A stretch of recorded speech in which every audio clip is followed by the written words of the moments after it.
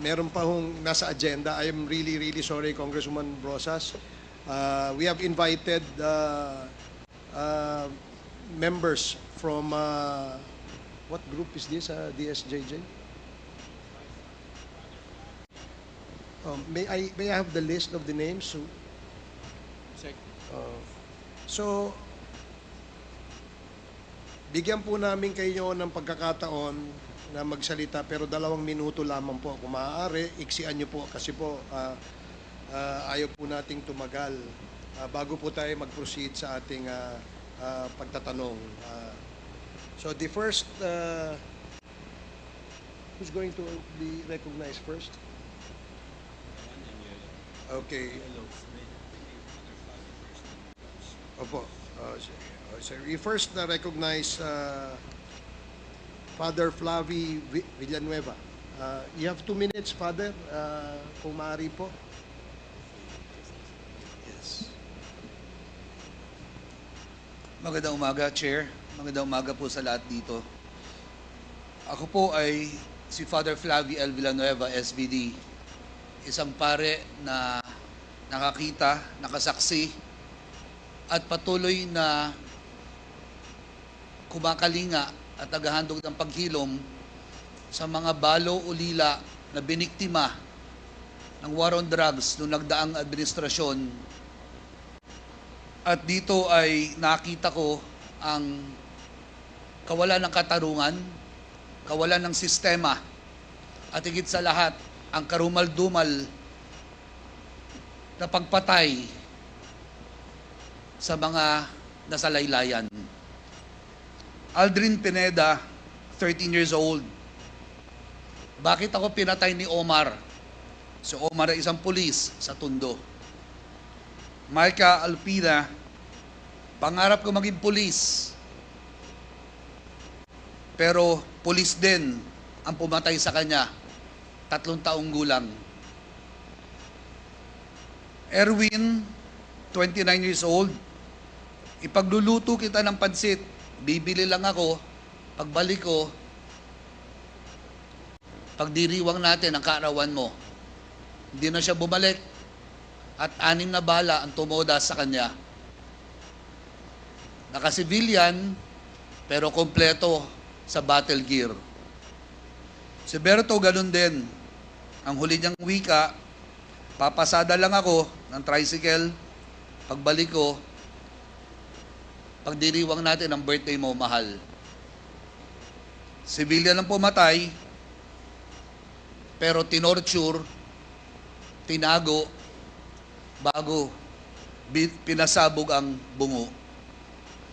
Kung nagkaroon ng kawalan ng sistema sa pag-imbestiga, nagkaroon ng sistemang pagpatay sa kanila. Mahigit 200 ang kasama ko sa baba. Lahat sila may kwento. Lahat sila nawalan. At ang nawala sa kanya ay ang mga taong bumubuhay sa kanila. Katulad doon na sabi ko sa Quadcom, bago ko ibigay yung microphone sa mga kasamahan kong naririto sa pangunguna ni Randy De Los Santos na siyang kumakatawan sa program Paghilom at susunod magsasalita. Sabi ko sa Senado, kung mayroong sistemang pinagmamalaki, kung mayroong baril na ginamit ang mga nanlaban at tunay na nanlaban sila, then, Mr. Chair, let it happen today. Let it happen in this Quadcom. Let us call the directors of operations and ask ilang baril ang naroroon sa kasalukuyan. Then we would know kung ilan po ang tunay na nanlaban, kung meron talaga nanlalaban. Those firearms would have corresponding reports attached to them. It should have. Then we would know the real reason, if it's a myth, kung gawa-gawa o totoo. But because what we know is that what happened in Davao simply was replicated nationwide. I will park for the moment and allow the victims that I'm with to speak, beginning with Mr. Randy De Los Santos, the uncle of Kian De Los Santos. Okay, maraming salamat po, Father Flavi. Thank you for cooperating. Sa lahat po ng tatawagin namin, pwede pong maiksi lamang po, ha? The next is Attorney Cristina Conti, NUPL NCR. You have 2 minutes. Yes, thank you, Mr. Chair. Mr. Chair, Your Honors, we are here as lawyers, advocates, and supporters of victims of extrajudicial killings during the time of President Rodrigo Duterte. We charge him as liable for crimes, the most heinous of which would be crimes against humanity in the acts of murder and other inhumane acts. And these acts would include illegal and wanton arrests and detention, torture, harassment, violations of the right against self-incrimination, and most critically, violation of the right against due process. He is liable under the principle of command responsibility as the most senior leader, as the commander and the superior authority over police and other state security forces. He is liable for conspiracy because of the institution of a state policy to neutralize, negate, whomever he identified as so-called quote-unquote enemies of the state under the guise of anti-drugs, anti-criminality, and anti-insurgency campaigns. He is liable as a principal by inducement or a principal by indispensable cooperation, having ensured that these killings and these crimes are committed with horrifying impunity. Your Honor, kasama ko po ngayon ang mga parang sinakluban ng langit at lupa noong panahon na yon. Pero ililinaw po namin na hindi po kami sasama, hindi po namin susundin yung imbitasyon ni Presidente Duterte na sumama sa kanya sa impyerno. Dito lang po kami sa mundong ibabaw para Thank you, po Attorney ipaglaban Conti. ang katarungan. Opo. Your Honor, Please avoid Yes, Your Honor. taunting. Whatever, for lack of a better word, iwasan po natin yon. Yes, Kasi Your po, tayo po ay mga professional dito at gusto po natin na sana maging matiwasay yung ating pagpapakonduct ng hearing na ito. I hope you understand. yes, Your Honor. I'm just echoing statements from the Senate hearing, Your Honor. But anyway, ang para po sa amin, wala pong kapatawaran kung walang katarungan at walang katarungan kung walang katotohanan. Kaya ito pong pagkakataon na ito ay para po malaman kung bakit ang quote-unquote war on drugs, gera laban sa droga, naging massacre ng mahihirap. Kung bakit, akala ko ba ubusan ng droga, ang nangyari po, parang meron pa palang protector ng mga drug lord na nasa posisyon. At nandito po ang ating mga biktima para isalang po sa ating pong komite at sa investigasyong ito kung ano nga ba ang tunay na nangyari at kung sino ba ang dapat managot. Maraming salamat po, Mr. Salamat Chair. po. Salamat po, Attorney Conti.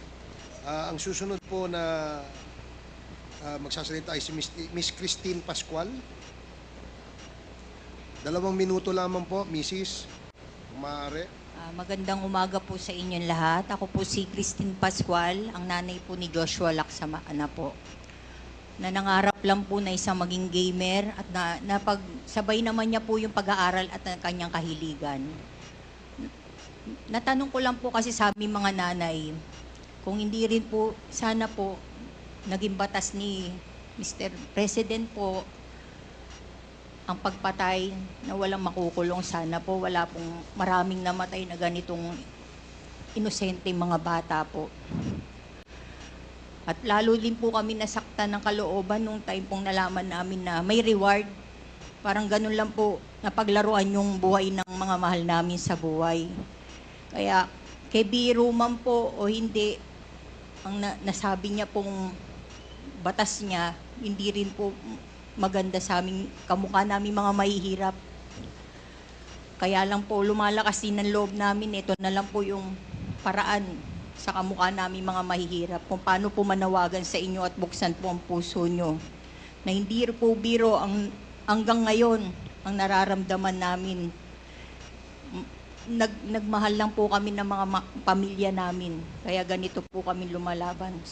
hindi sana magkakaroon ng ganitong maraming namatay kung nadisiplina po agad ang ginawang batas po ng ating presidente. Salamat po. Okay, maraming salamat po, Mrs. Ang sunod po ay si Miss Lore Paslo. Lore Paslo po. Pasko po. Lore Pasco, may 2 minuto po kayo, ma'am. Magandang umaga po sa lahat. Ako po si Liori Pasco. Nanay po ako ng 2 anak ko na pinaslang. Ano po yan? May 2017. Ito po ay isang security guard at ito naman po ay binata. Ang masakit po ay 4 po yung naiwan. Mahirap po sa amin talaga na hanggang ngayon po ay walang hustisya dahil po wala talaga pong masusing investigasyon para doon po sa mga pinaslang.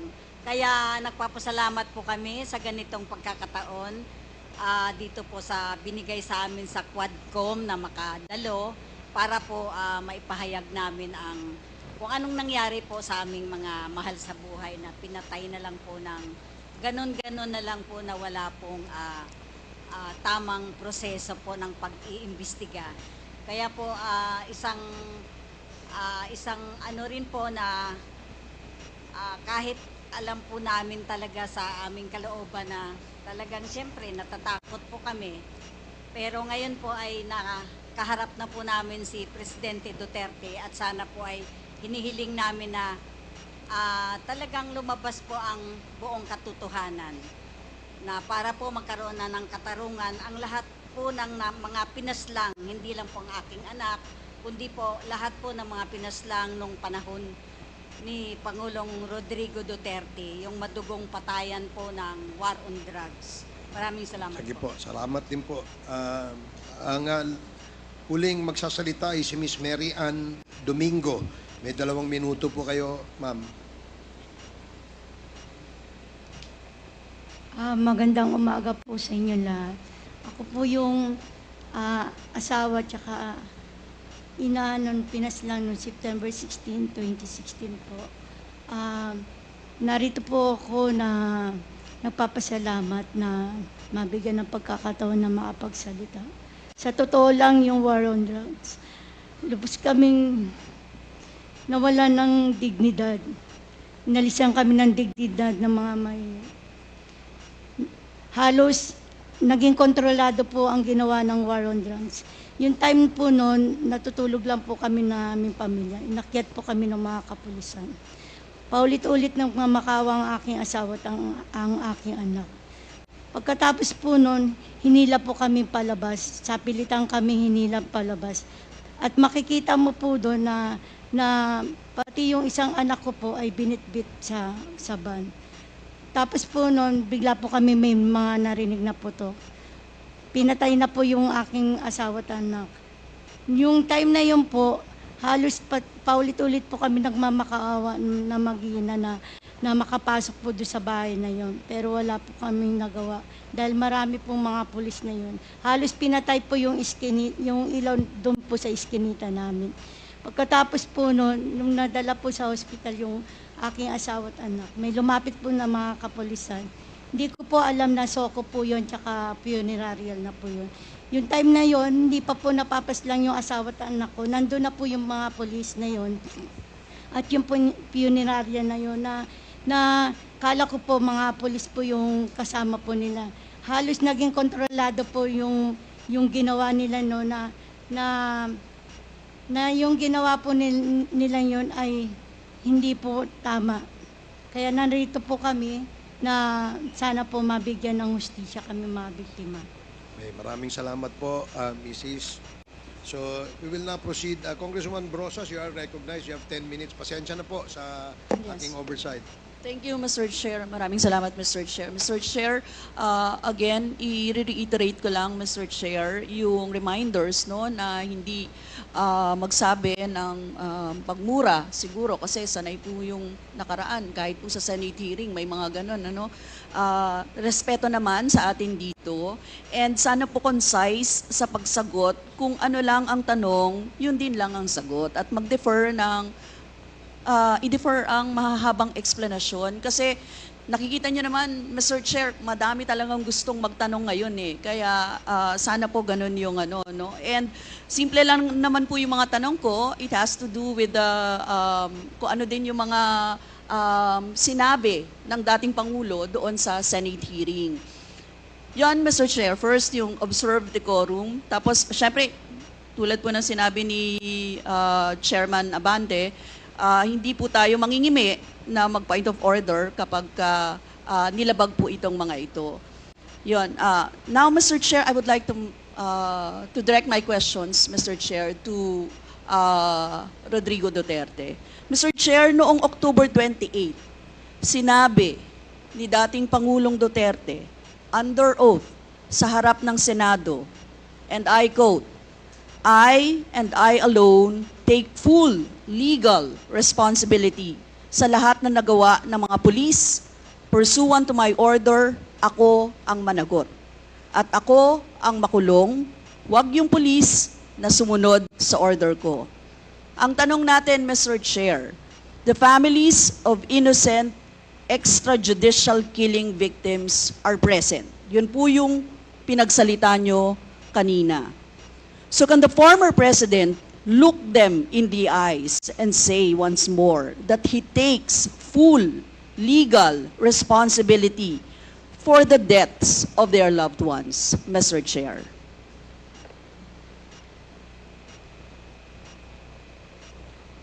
Mr. President, can you, What's the question?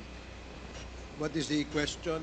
Can you repeat the question? Mr. Chair, sinabi niya po na full responsibility. So, Mr. Chair, totoo ba yan? Correct. Very correct.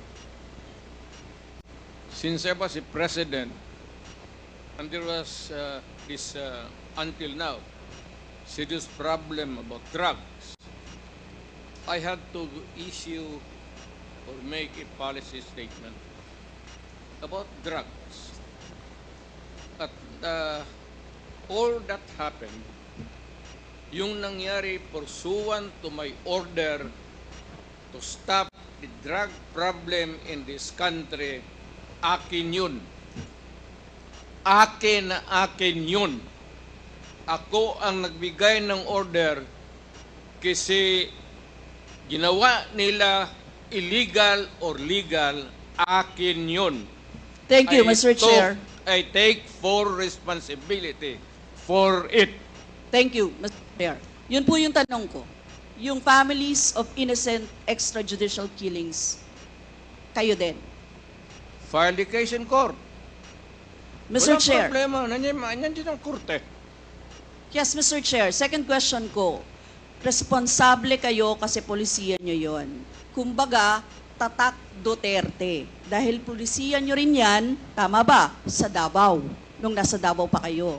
Tama ba na tawagin po itong Davao model or Davao style, Mr. Chair? I cannot control the semantics. Mr. Chair, yes of or the no? metaphor. Davao style. Do not ask me to answer yes or no. You are not an investigator. Mr. Chair, tayo po ay nasa investigasyon kasalukuyan, Yes, Mr. but you Chair. are not an investigator. Why are you asking me to answer Mr. Chair, yes or tinatanong no? ko lang naman. Chair, point of Session order. suspended.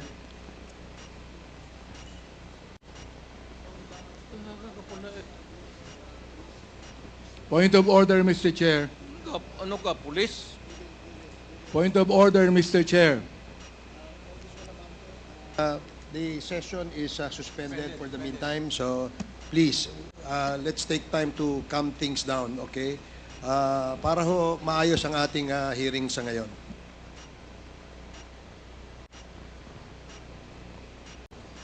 Rosas?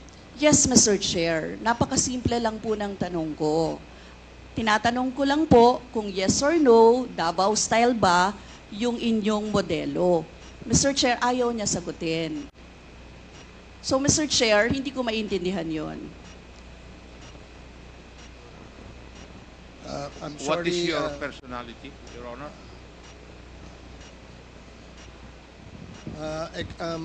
if I may, Secretary Bello, we normally, the committee does not allow the counsel of the witness to speak because the role of the counsel is limited only to counseling his client on his rights. Hanggang doon lamang po. But we cannot ask you to answer any questions that will be asked by any of the members. And that is what Thank you, is Your in the Honor. rules. Thank you, Your Honor. Actually, I'm not answering the question of Congresswoman Rosas, Your Honor. My point is, Your Honor, to allow the resource person to finish his answer.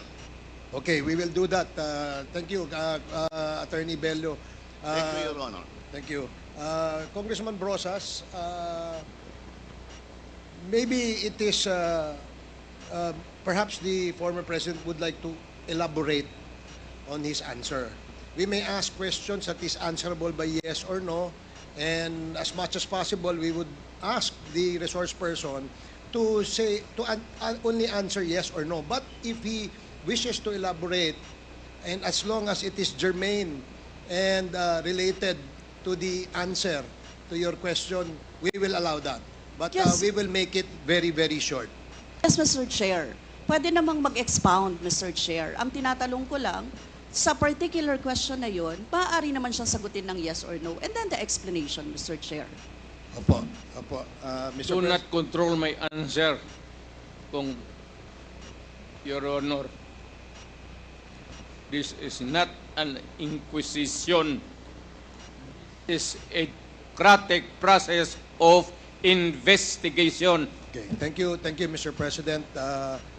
Sana po, if there are questions that will be propounded by the members, hopefully, medyo, kung gusto po natin mag-elaborate, we will allow that, provided that kung maaari po sanang iksian lamang po natin nang sa ganun, malinaw. And for the members who wish to ask questions that are answerable by yes or no, please make the questions very clear para ho masagot po ng yes or no, Your Honors. So I hope para ho maayos yung ating patakbo ng ating hearing sa ngayon.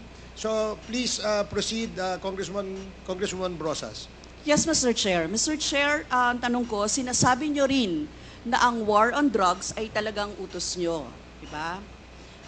Pag sinabing war on drugs, Duterte yan. Sa inyo na nadikit yan. Unless, eto po, tanong na pwede nyo i-expound. May iba kayong gustong itawag doon? Meron po ba kayong gustong ibang itawag doon? Wala na po. Sabi ko, I assume full responsibility for whatever happened in the actions taken by the law enforcement agencies of this country to stop the drugs or the serious problem of the drugs affecting our people. Mr. Chair, next question. Nung naging mayor po kayo, sabi nyo naging safe ang Davao. Tama po ba? That would be that should be answered by a third person. I would not be answering that. It would be presumptuous of me to conclude. Hindi ako magsabi. I never said that Davao said it was. Not publicly. Mr. Chair, as mayor, masasabi nyo na naging safe ang Davao sa panahon nyo? Talaga. Kasi Talaga. walang kriminal sa kalye, Talaga. walang snatcher, Walang snatcher. walang akyat bahay, Walang akyat bahay. walang magnanakaw, Walang magnanakaw. walang mamamatay tao. Walang mamatay tao. So yun po lahat. Yes. Oh. So walang mga kriminal o walang insidente ng kriminalidad. Bakit po? Merong mga incident, not totally. It could be a dream of a city not to have any criminal incidents or violence. Pero overall, Davao City was safe. If the test or standard would be that a citizen of the city can walk all over the city and men and children can go home safely, unmolested, undisturbed.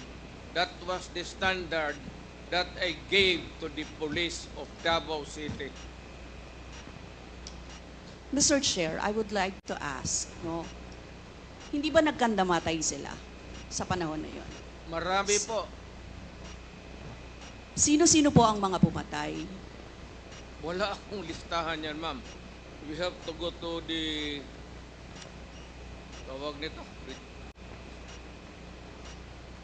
Hindi ko bit-bit. Ang bit-bit ko lang ho yung hindi. Mr. Chair, I would like to ask again, no? Sa inyo po na karanasan, kayo mismo ba pumatay? Ako? Marami. Mga 6 o 7. So Ewan what- ko kung natuluyan yung hindi ko na follow up sa hospital kung natuluyan. Quote ko lang, ipaalala ko ulit, Mr. Chair, kasi mula din ito sa Senate hearings, ano? I-quote ko lang po kayo, in Davao, I used to do it personally, just to show to the guys that if I can do it, why can't you? Correct. Sinabi niyo po yan sa mga business leaders sa meeting sa Manila.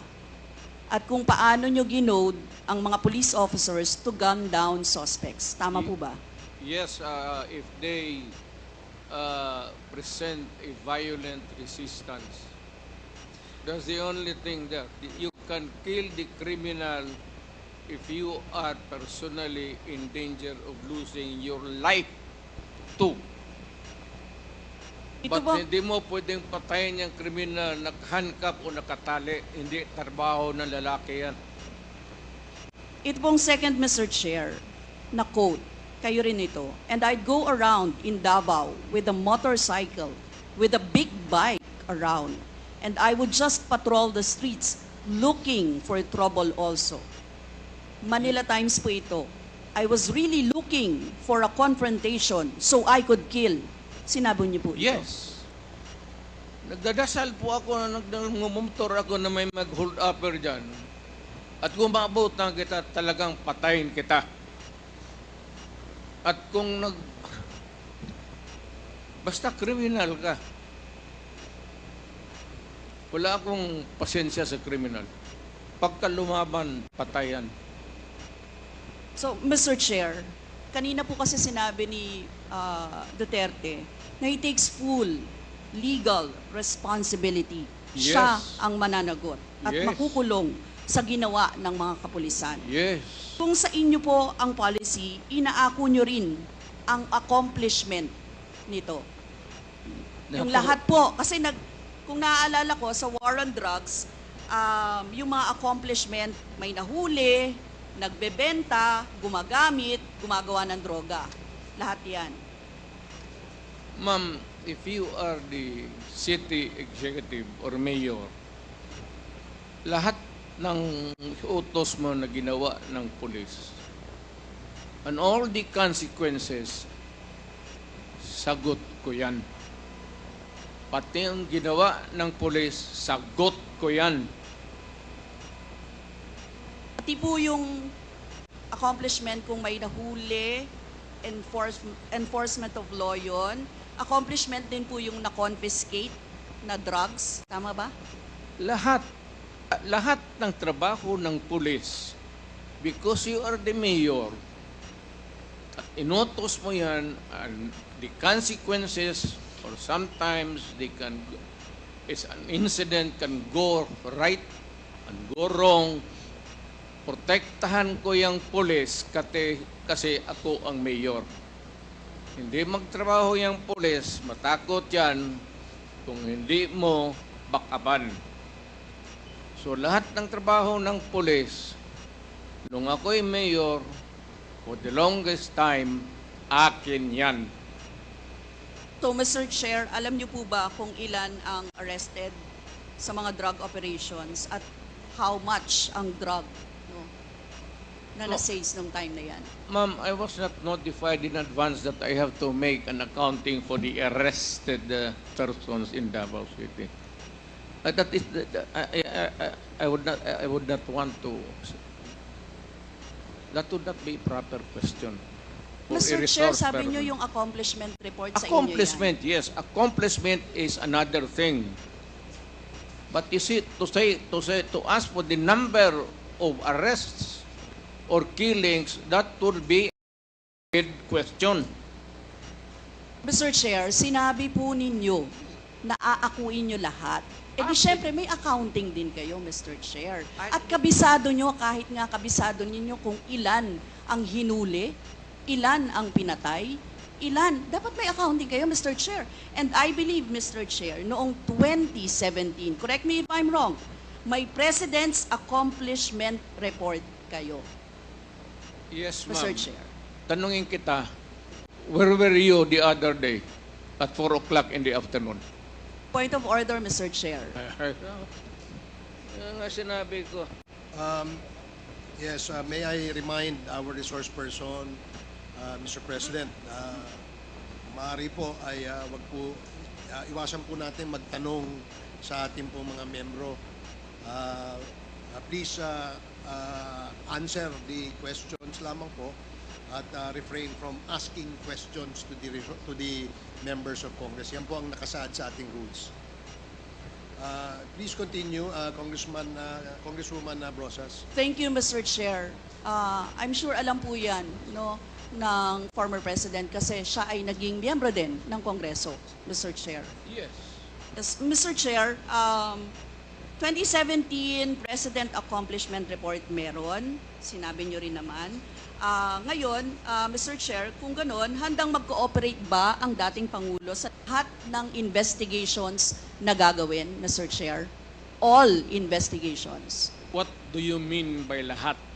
How many investigations do you think that I have to participate? Point of order again, Mr. Chair. That's a 1 minute suspension. walang pre.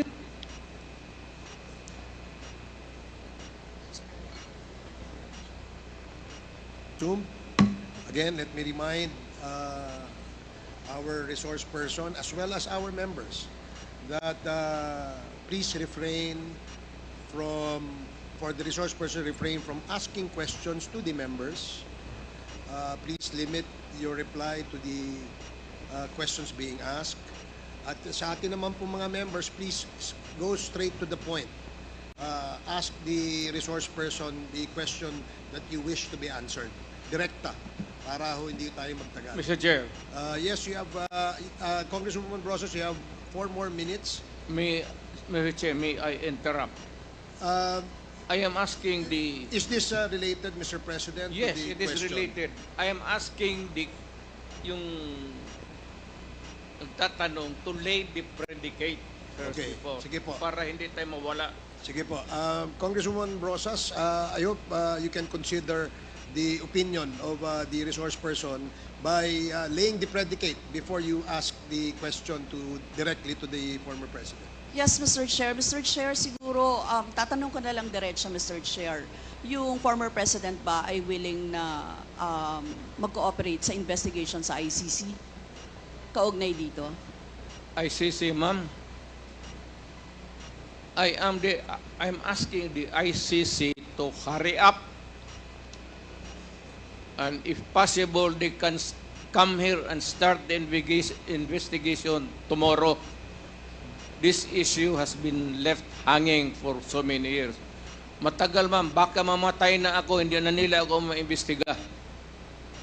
So, I'm asking the ICC through you na magpunta na sila dito bukas, umpisahan na nila ang investigation. And if I am found guilty, I will go to prison and rot there for all time. Mr. Chair, balikan ko lang yung isa ko pang tanong, Mr. Chair. Ito sa Senate hearing dito, Mr. Chair. Sinabi ni former President Duterte, encourage the criminals to fight. Encourage them to draw their guns. Yan ang instruction ko. End of quote. And the only way na hindi kayo makulong and to justify the killing is bigyan mo talaga ng panahon na lumaban. Tama po ba? Yan ang sinabi ninyo. Yes, because that would be justified kung lumaban. Yan, kasunod pa lang po yung Ang question ko. utos ko- Ang question ko po ay, bakit nyo ine-encourage yung kriminal na lumaban? Para medyo maminus-minus ang problema sa syudad ko. Kung may criminal dito na 50, kung mapatay ninyo yung 30, di 20 na lang, hindi na masyado problema dyan sa akin. Ibig sabihin, Mr. Chair, hindi mapaparusahan ang nakagawa ng krimen in self-defense. Hindi man siya. Siya alam naman trabaho ng police, ma'am.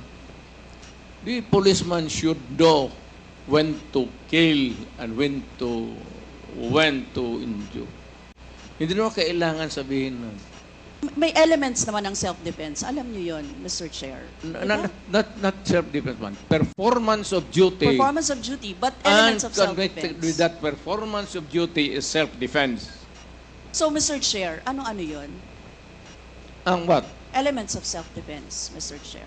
Self-defense is when you defend yourself to avoid injury, serious, or you die. That is applicable also to a policeman who is performing his duty, because the policeman has to confront, ang civilian has to iwasan.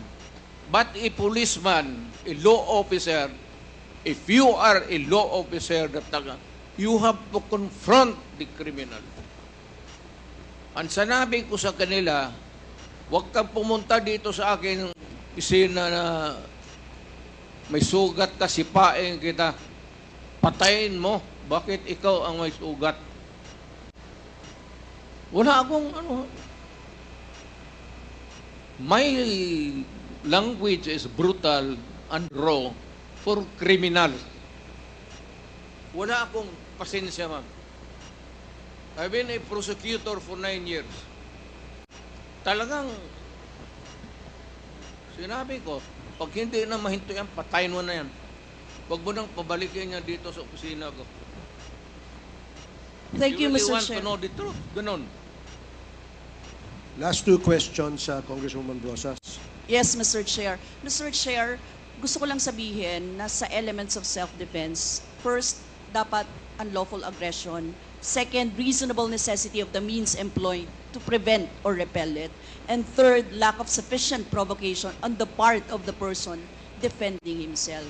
Mr. Chair, now I would like to direct my question to sa victims po, si Christina siguro at si Lori or si Mary Ann, Mr. Chair. Ano po yung sirkumstansya or kalagayan ng mga nangyari sa pagkapatay ng inyong mga mahal sa buhay, Mr. Chair? Hanggang ngayon po, mahirap pa rin po sa kalooban namin. Ang mahirap lang dun kasi yung mahirap ka na tapos may mga pinagdadaanan ka pa po na ganito na hindi basta-basta na nahihimpasan ng kumbaga araw-araw, puro sakit ng loob, dasal, kung ano ba yung pinaglalaban namin ito. Salamat po. Mr. Chair, tatanong ko lang, ang susundan ko lang yung tanong ko. Ang tanong ko kasi ay, nagkaroon ba ng self-defense? Parang ganyan di ba? Ang nangyari. Nanlaban ba yung Yun po inyong... ang sinabi nila sa akin na nagkamotor po yung bata na wala namang motor na hindi marunong magmotor. Yung pong nanlaban, yun po yung sinabi nila sa akin na nakipag-anuhan po daw ng baril. Pero ano ang nalaman ninyo sa investigasyon? Laban ba? Well, Meron bang unlawful aggression? Meron bang reasonable necessity para i-employ or i-prevent or i-repel yun? Meron bang lack of sufficient provocation mula sa parte ng tao na dinidepensahan yung sarili niya? Sa lahat po ng mga nalaman ko po, dahil wala na rin naman akong ganun kaalaman ng ganyan po, lahat po yun gawa-gawang kwento po at wala rin pong napakitang ebidensya na nagsasabi ng katotohanan na nanlaban po yung bata. Si Nanay Lori siguro.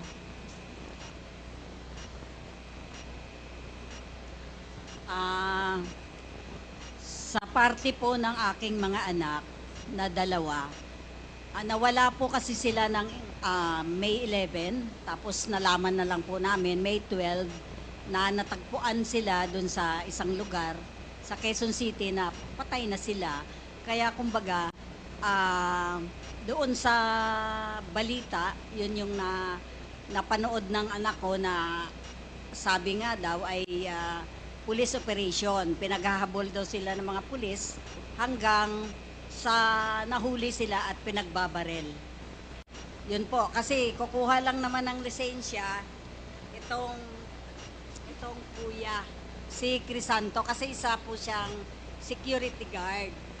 Kumuha lang siya ng lisensya noong May 11, pero hindi na ho siya nakabalik. Tapos kinabukasan ho, yun na, napanood na siya sa isang news sa TV na yun nga, natagpuan na sila na patay na. Tapos yun, pinaghahanap na po namin. Si Nanay Mary Ann. Yung time po nung pinas lang yung mag-ama ko, sa totoo lang, planado po ng mga pulis yun, na pumatay po sila. Ang hinahanap po nila, hindi po yung mag-ama ko, yung kapatid ng asawa ko. Nasa police report po nun. Halos planado po nila, nandyan na po yung soko, andyan na yung funeraria, na halos sa amin bilang mahihirap, wala kaming magawa. Halos talagang yung ginawa ng mga opisyal ng mga kapulisan na imbis na magtiwala kami, nawalan kami ng tiwala. Halos sa tingin po namin, parang mga ano na po sila. Hindi na po nila ginagampanan yung mga obligasyon nila bilang mga pulis. Kaya yung time na yon, hindi po makatawo yung ginawa nila sa aming mga mahihirap. So sa tingin niyo po hindi nanlaban? Hindi po. Sa liit po ng bahay po namin, halos 3x3 lang po yung bahay namin. Kwarto lang po. Wala pong mga barilang mag-ama ko. Halos nakaload na po yung mag-ama ko nung time na yon. Paulit-ulit po kami nagmamakaawa. Pero pinaslang pa rin po yung mag-ama ko. Thank you, Mr. Chair. That would be all. Lumalabas doon na may mga excesses talaga at mga violations na naganap, Mr. Chair. Mr. Chair, thank you, Mr. Chair. And siguro, Mr. Chair, for the next round of interpellations, pwede pong palista ulit. Maraming salamat, Yes, Mr. opo. Chair. Meron po tayong second round. So, ngayon po, ang susunod po na magtatanong ay si Congressman Dan Fernandez. You have 10 minutes. Thank you, Mr. Chairman. Magandang umaga po, Mr. President, at sa lahat po ng mga resource persons who are here today. Magandang umaga po. Mr. Chairman, Mr. President, sa inyo pong campaign promise, nasabi na po natin na 3 buwan, 6 na buwan po yung ating pong pangako, pero umabot po ito ng 6 na taon. At dito po sa 6 na taon na to ay naganap ito pong mga allegation of the extrajudicial killing. Sa isang press con po na napanood ko po ay nabanggit niyo po yung reward system na binabanggit niyo po yung 3 milyon para po dun sa eradication ng drug lords. At meron din po kayo nabanggit doon sa 2 milyon naman po para po dun sa mga drugista. At meron din po kayong binanggit doon na second echelon na almost 1 million. Ito po ba ay totoo, Mr. President? Correct. I was fighting a drug war. Doon sa mga manufacturers Sinasabi ko talaga, patayin ninyo. Patayin ninyo. Huwag na ninyong, basta maabot na ninyo dyan sa factory na nagluluto ng Cebu, patayin ninyo. Yan ang utos ko. And I assume full responsibility. Okay, Mr. President. Yung mga nasa labas na naglakad, nanhuli, hindi yun. At yung actual nasa factory, sabi ko, ubusin nyo lahat. Lalo na yung mga aliens. And this happened in my city And in other cities in the Philippines. and you take full responsibility for this, Mr. President. I will go to prison for that, Mr. Sir. At yun po ay in terms of policy, yun po yung inyong sinasabi. Ito po yung polisiya ng ating gobyerno, and that's the reason why ito po yung inyong pinaninindigan. Correct, Mr. President. Isahin ko na lang, and I will not repeat it. I did it as a matter of principle to protect my country. That is the long and short of it. Kung anong tanong man ninyo. Mr. Chairman, recently lang po, si PNP Chief Marbil ay meron po siyang interview dito po sa, can you kindly show yung GMA News Online number 12? At sinabi po ni PNP Chief Marbil that based on the official PNP data from July 2016 to June 2022, Marbil said that 1,286 officers were affected in the line of duty, with 312 killed and 974 wounded. And at the same time, sabi niya po, Mr. President, Mr. Chairman, that these police officers carried out their responsibilities with dedication and often faced considerable risk to ensure public safety. Many officers endured not only physical harm, but also found themselves entangled in legal and administrative challenges. 214, Mr. President, na mga officers ng PNP faced 352 criminal cases during this period. And according to him, that while the promise of support was made, many officers continued to face consequences largely on their own. Dinagdag pa po niya, Mr. President and Mr. Chairman, that 195 officers were dismissed over the period of 6 years. There are also 398 cops facing dismissal for various reasons. More than 20 police officers are currently in detention right now, Mr. President. The PNP chief said that numbers remind us that the impact of the anti-drug campaign was deeply felt by our police force as well. He noted that even as former President Duterte publicly committed to supporting those enforcing the campaign, he said there is no official record that these commitments were fully realized. I was not asked even for a minute So, to Mr. tumulong and for what a particular purpose. Then I will now make this promise. I will start a fund sa protection ng mga pulis. I'm putting up 1 million. Paghahanap ako, meron akong 1 million. Hindi ako kung meron million lang, magbubula ako, sabihin ko wala. Mr. Chairman. I'll start. Yeah. But I'll raise a fund para tulungan yung mga pulis. Mr. President. And I will personally appear in court. Ako mismo ang mag-defense counsel nila. Mr. Chairman, Mr. President, 2 days ago you have mentioned that wala po kayong pamasahe papunta po dito. And I'm pretty shocked that you have 1 million in your account to help our policemen. And we salute you, Mr. President, for that. And for being honest, that you will be... That 1 million is for my... Wait po, Mr. President.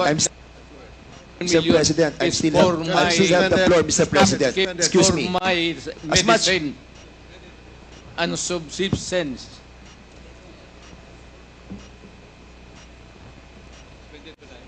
President, Mr. Chairman, yung pong 1 million na ipagkakalob po ninyo will go a long way. And we are very thankful because marami pong mga officers po natin, mga kapulisan po natin na natanggal na po. As a matter of fact, to be exact with that, Mr. Chairman, 195 officers na po itong na-dismiss. Nasira po ang kanilang buhay, nawalan po sila ng trabaho, they were humiliated, their dignity was lost. And Mr. Chairman, Mr. President, that 1 million will go a long way. I will hand to you the 1 million. Point of order, Mr. Chairman. Before this. Point of order, Mr. Chairman. What is the rule that was violated? What is the point of order of Congressman The Paduano? former president is speaking without the recognition of the chairman. And please, Mr. President, former president, you know the rules. It was read by Chairman Acop. And being a former congressman, you know the internal rules. Let the members of this committee finish the question before answering. That's my first point of order, Mr. Chairman. And I hope the former president understand. Nakalimutan The rules. ko na yun. Yung rules na yun. Oh, now, I now want you. Hindi Pinapaalala ko po. I'm not. Now again, I am Mr. not- Chairman. Chairman, Hearing suspended. the former president is Hearing speaking. suspended. Para ho maganda yung communication, yung palitan po ng ating komunikasyon. Mahirap po kasi na nag-uunahan tayo magsalita, dadating po sa punto, nagtataasan na ho tayo ng boses, ayaw naman po nating mangyari yan because napaka maselan at napaka-importante nitong ating pinag-uusapan. I do request from our resource person to please address the chair first before we speak, and the same as well to the members. No, please address the chair. Let me be the traffic enforcer here para malinaw at maayos ang ating hearing sa ngayong umaga. So I hope that I made myself clear, and I'd like to ask Congressman Paduano to please proceed. Hindi, Mr. Chairman, just a short manifestation lang po. Kasi po, before we start the interpellation, malinaw po na it was discussed to all resource persons and even to the members, the rules in this committee. And the former president is keep on violating that rules. Sabi ko na nga, he was then a former congressman and he knows the rules. Please respect this committee, Mr. President.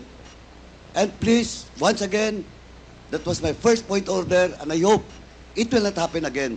Please wait for the recognition of the chairman before you speak. Thank you, Mr. Chairman. Thank you, Congressman Paduano. Your manifestation Mr. is noted. Chairman. Now we will now proceed with Congressman Dan Yes. Fernandez. Mr. Chairman. Wait for the chair to recognize you first, please. I'm sorry, Mr. Chairman. Ulitin Sige po, Okay. please wait for the chair to recognize you before you speak. Now you are recognized, Congressman Dan Thank you, Fernandez. Mr. Chairman. Mr. Chairman, ang nabanggit po dito ay 195 officers were dismissed over the 6-year period. Ang tanong ko po, Mr. President, bakit ngayon nyo lang po ipagkakaloob yung 1 million samantalang na-dismiss na po ito pong 195 officers? I do not have the records. Sir, Wala po kayo. hindi ako Polcom. So, hindi ko alam yan. But being the former president, sir, you have this I know that capacity. some policemen were dismissed. Because it was promised by you that you will, sabi niyo po ay sagot niyo silang lahat. But unfortunately, ito po nga po, nakita po natin, nagre-react na po ang PNP. And ang feeling po nila ay they were left alone, Well, Mr. President. if you're citing the records, then I would admit it. Na yun, totoo yan. Yes, I agree with that. Walang problema. Sinabi mo eh. Hindi, I agree with that, Mr. President. But my question is, bakit po natin sila napabayaang katulad po nito? Sagot niyo po sila. Pero 195 man na-dismissed, 398 cops facing dismissal, 1,286 dead, at yung iba po ay wounded. Were we able to help them, Mr. President? Well, alam mo, sir, if you work for a government, there are rules to be followed. It is not just because you are a policeman that you're always correct. It is not safe to say that you are a mayor that you are always correct. that you rule the city by your own. Maraming nagkakamali, and there must be a reason for their dismissal. There cannot be a dismissal without a lawful ground. Kung napaalis yan, sir, meron talagang kasalanan. Hindi mo pwedeng basta i-dismiss mo lang yung pulit. But Mr. President, you Pero ako, pro-police talaga ako. Yes. Pinoprotektahan ko talaga ang police. I understand, Mr. President. But you made the promise, Mr. President, that sagot nyo sila. Sagot ko. And yun po ang problema natin, Mr. President, Mr. Chairman, that after 6 years, ngayon lang po tayo magbibigay ng tulong para po sa kanila. Hindi. The record will show, Mr. President. Hindi mo, yan ang record. Hindi, walang record ng bigas, pati pera, No, Mr. President. binigay ko What sa I'm trying to pamilya say, nila. the record will show that wala pong tulong, natanggap ang lahat ng ito. Hindi po ako nagsasalita nito, Mr. President. Ang nagsasalita po nito ay si Chief PNP Marbil. Alam mo si Marvin, you remind him, hindi nakalista yung mga bigas na binigay ko sa mga pamilya ng polis, pera, enrollment ng mga bata. Hindi nakalista dyan. You Mr. remind that Marvel to Mr. President, use your... ang binabanggit po natin dito ay tulong na legal. Huwag kang Doon sa- maniwala dyan kay Marvel. Maniwala ka dyan. Okay, we will but sige po, punta po tayo sa susunod, Mr. President. Mr. President, Mr. Chairman, I would like to show a video. And later I'll be asking the former President to answer some queries from this representation. Hindi. Sandali lang. Yes, I'm sir. not trying to be smart, Alec. I'm sorry if I'm